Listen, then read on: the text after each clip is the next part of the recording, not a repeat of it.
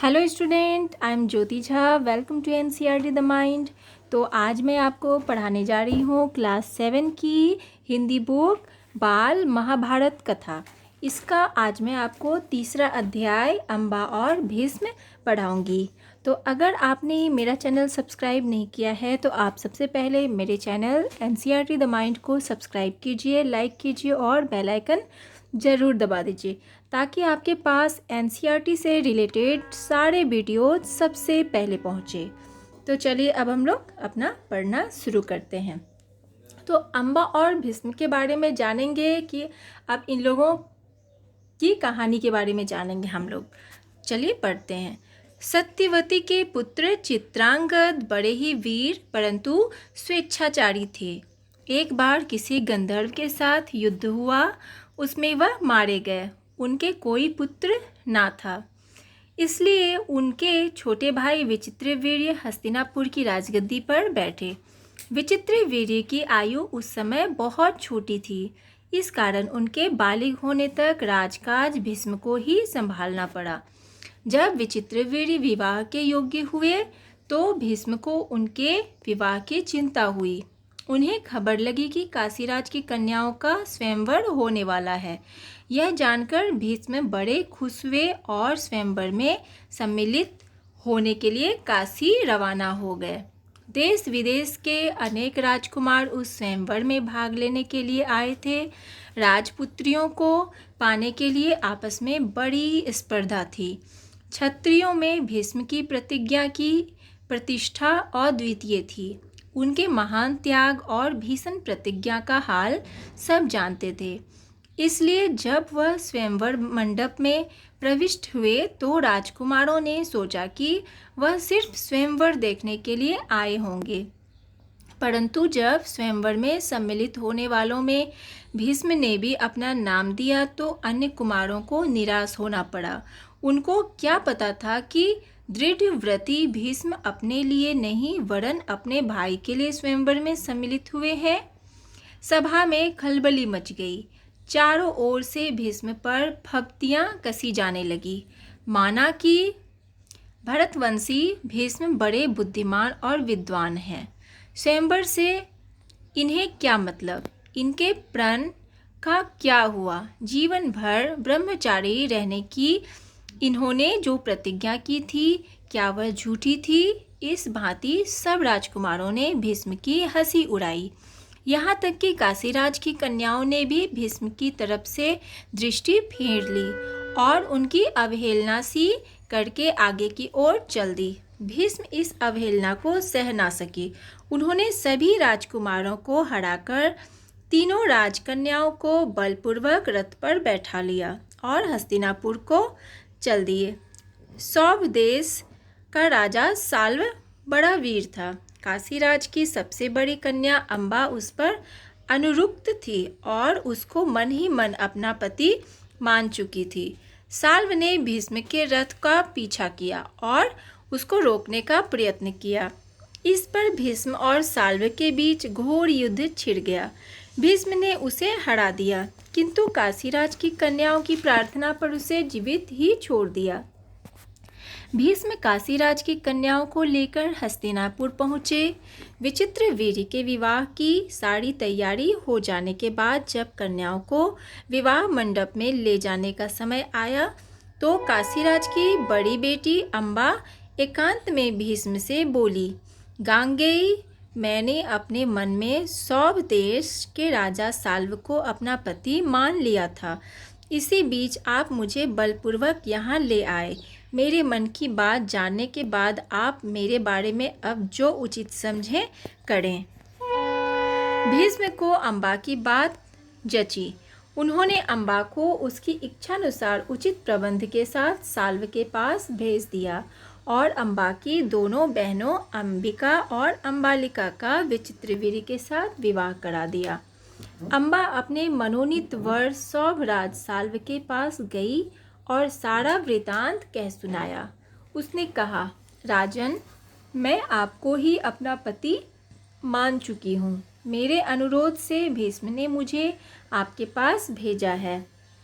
आप मुझे अपनी पत्नी स्वीकार कर लें। पर साल्व ना माना। उसने अम्बा से कहा, सारे राजकुमारों के सामने भीष्म ने मुझे युद्ध में पराजित किया और तुम्हें बलपूर्वक हरण करके ले गए।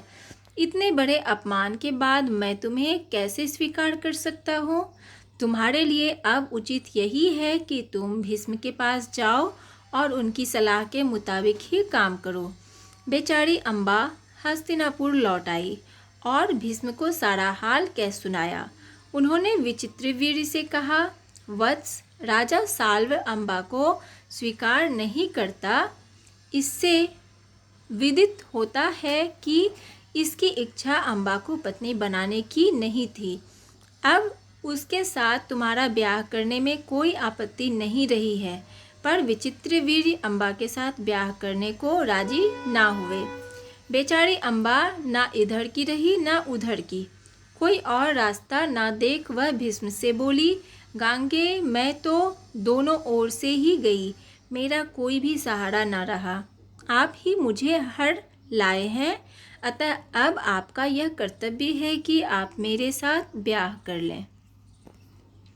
भीष्म ने उसकी बात ध्यान से सुनी और अपनी प्रतिज्ञा की याद दिलाकर बोले, अपनी प्रतिज्ञा तो मैं नहीं तोड़ सकता। उन्होंने अम्बा की परिस्थिति समझकर विचित्रवीर्य से दोबारा आग्रह किया, पर वह ना माना। भीष्म ने अम्बा को फिर समझाया और कहा कि सौभराज साल्व के ही पास जाओ और एक बार फिर प्रार्थना करो। लाचार अम्बा फिर साल्व के पास गई और उसकी बहुत मिन्नतें की, लेकिन दूसरे की जीती हुई कन्या को स्वीकार करने में सौभराज ने साफ इनकार कर दिया। अम्बा इस प्रकार 6 साल तक हस्तिनापुर और सौभ देश के बीच ठोकरें खाती फिरी। उसने अपने इस सारे दुख का कारण भीष्म को ही समझा।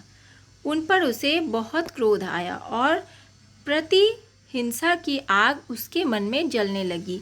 भीष्म से बदला लेने की इच्छा से वह कई राजाओं के पास गई और उनको अपना दुखड़ा सुनाया। भीष्म से युद्ध करके उनका वध करने की उसने राजाओं से प्रार्थना की, पर राजा लोग तो भीष्म के नाम से ही डरते थे। किसी में इतना साहस ना था कि भीष्म से युद्ध करे। क्षत्रियों से एकदम निराश होकर अम्बा ने तपस्वी ब्राह्मणों की शरण ली। तपस्वियों ने कहा, बेटी, तुम परशुराम के पास जाओ, वे तुम्हारी इच्छा अवश्य पूरी करेंगे। तब ऋषियों की सलाह पर अम्बा परशुराम के पास गई। अम्बा की करुण कहानी सुनकर परशुराम का हृदय पिघल गया।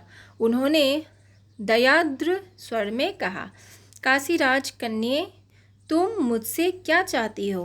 अम्बा ने कहा, ब्राह्मण वीर, मेरी प्रार्थना केवल यही है कि आप भीष्म से युद्ध करें। मैं आपसे भीष्म के वध की भीख मांगती हूँ। परशुराम को अम्बा की प्रार्थना पसंद आई। बड़े उत्साह के साथ वह भीष्म के पास गए और उन्हें युद्ध के लिए ललकारा। दोनों कुशल योद्धा थे और धनुष विद्या के जानकार भी। दोनों ही जितेंद्रिय और ब्रह्मचारी थे। समान योद्धाओं की टक्कर थी। कई दिनों तक युद्ध होता रहा, फिर भी हार जीत का निश्चय ना हो सका।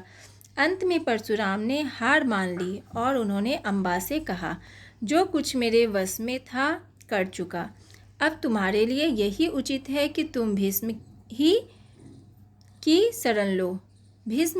शरण लो। पर अम्बा ऐसी बातों से कब विचलित होने वाली थी। उसने वन में जाकर फिर तपस्या शुरू की और तपोबल से स्त्री रूप छोड़कर पुरुष बन गई और उसने अपना नाम शिखंडी रख लिया।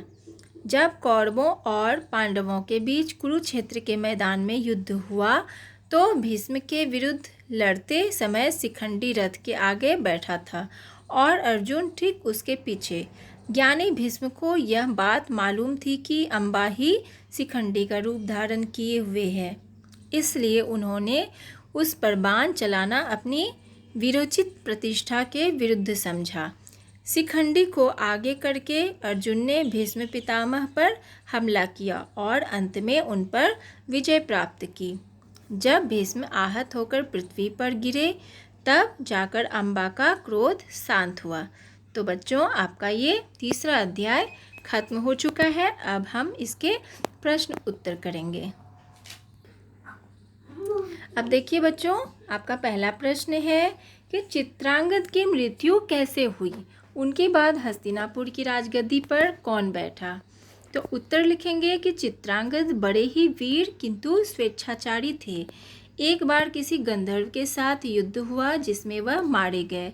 उनकी कोई संतान नहीं थी, इसलिए उनके बाद उनका छोटा भाई विचित्रवीर्य हस्तिनापुर की राजगद्दी पर बैठा। दूसरा प्रश्न है, भीष्म ने आजीवन अविवाहित रहने का व्रत लिया था, फिर वह काशीराज की कन्याओं के स्वयंवर में क्यों गए। तो उत्तर लिखेंगे कि भीष्म ने केवटराज द्वारा रखी गई शर्त मानने तथा अपने पिता की खुशी के लिए आजीवन अविवाहित रहते हुए ब्रह्मचर्य जीवन जीने का व्रत लिया था।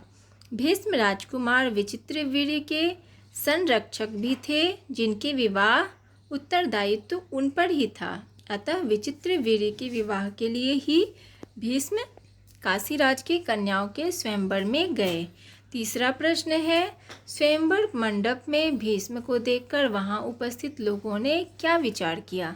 तो उत्तर लिखेंगे कि भीष्म के महान त्याग और भीष्म प्रतिज्ञा से सभी परिचित थे, इसलिए जब भीष्म स्वयंवर मंडप में गए तो राजकुमारों ने आपस में विचार किया कि वह सिर्फ स्वयंवर देखने के लिए आए हैं।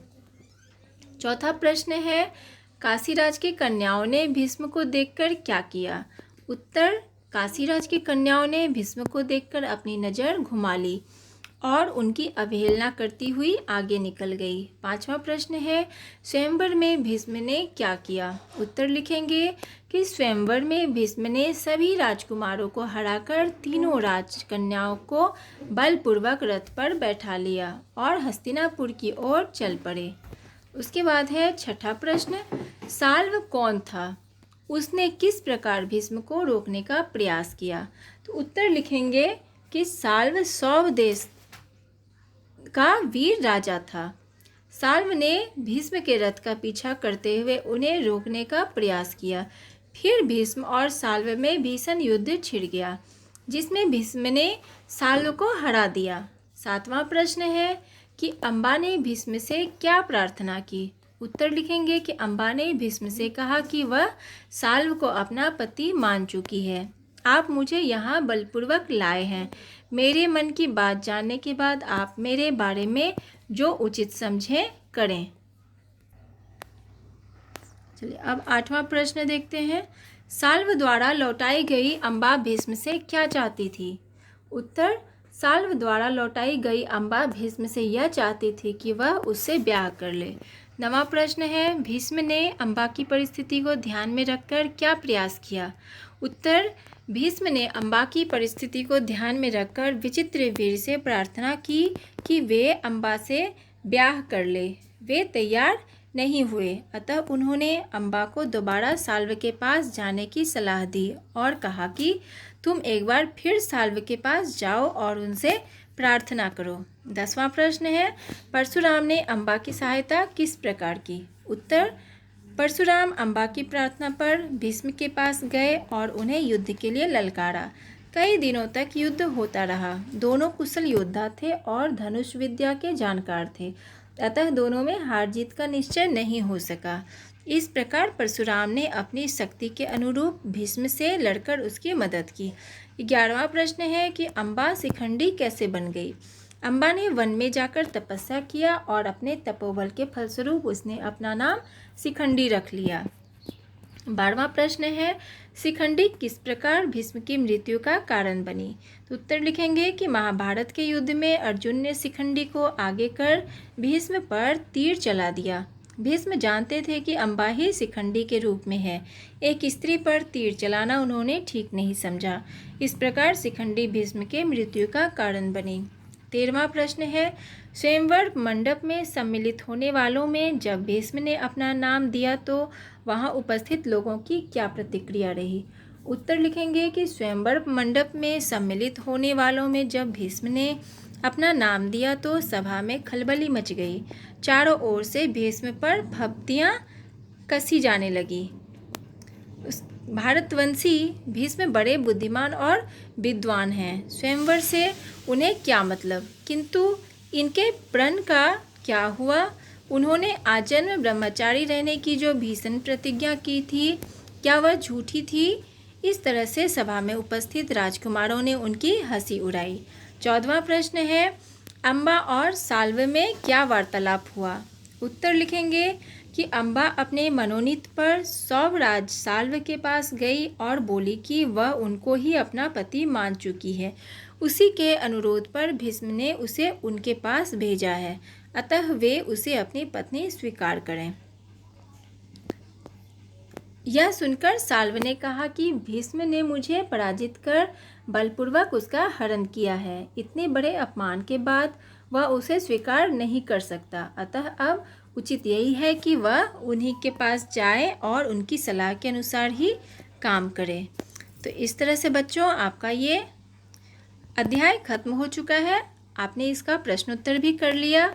अब अगर आपको अच्छा लगा तो लाइक कीजिए, सब्सक्राइब कीजिए। तब तक के लिए bye, take care, thanks to watch my video.